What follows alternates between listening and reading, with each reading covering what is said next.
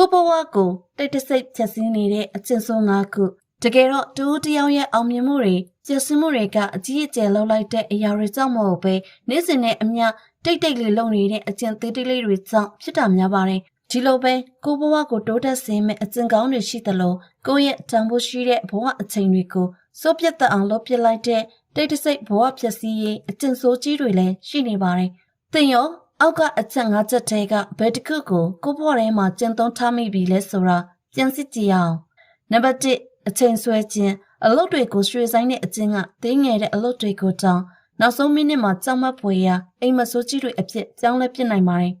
အဲ့ဒါကြောင့်တစ်ခုခုကိုလုပ်ဖို့2မိနစ်တဲ့အချိန်နဲမယ်ဆိုရင်ချက်ချင်းလုပ်ပြလိုက်ပါမနှက်ပြန်အတွက်ဘာမှချက်မထားပါနဲ့ဒီတဲ့အချိန်ပိုးယူရမယ့်အလုပ်တွေကိုတော့အပိုင်းခွဲပြီးတလောက်လုပ်ပေးပါ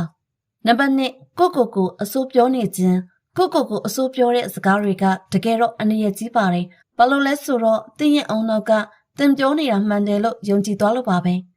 တစ်ဖက်လူတစ်ယောက်ကတင်းကိုဒီလိုပြောရင်တင်းတီးခံမှာမဟုတ်ဘူးမလားဒါဆိုကိုဒီလိုအဆိုးတွေပြောတာကိုလည်းချက်ချင်းရက်လိုက်ပါ